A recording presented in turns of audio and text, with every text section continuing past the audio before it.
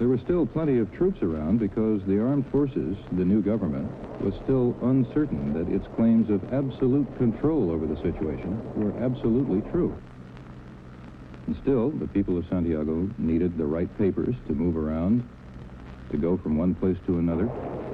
The papers were different, the people who were looking at them were different, and the routine, perhaps, of security was a little more thorough than it had been before the takeover. This is the Moneda, destroyed. Reporters were shown through it, a place where the Allende brand of Marxism had flourished and had been vanquished. During the 3 days of uncertainty before the army achieved control, perhaps 10,000 people died in Chile. The country's borders are still closed and may be until midweek. This film came out of the country on an Uruguayan Air Force plane and is the first non-government look at what happened last week in Santiago. Late in the week, the new Minister of the Interior, General Oscar Bonilla, held a news conference in which he said the new military government was firmly in control of the country and that the situation in Chile and in the capital would be back to normal just as soon as possible.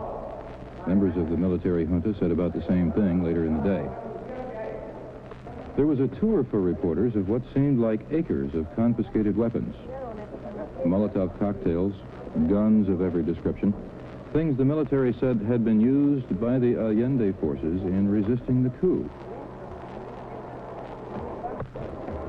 Sniper fire continued late into the week, and when the new military government would catch one, as in this case, they brought him down out of the building, put him on the sidewalk for display for about 6 hours. But for the country in general, the days of gunfire and violence seemed to be over.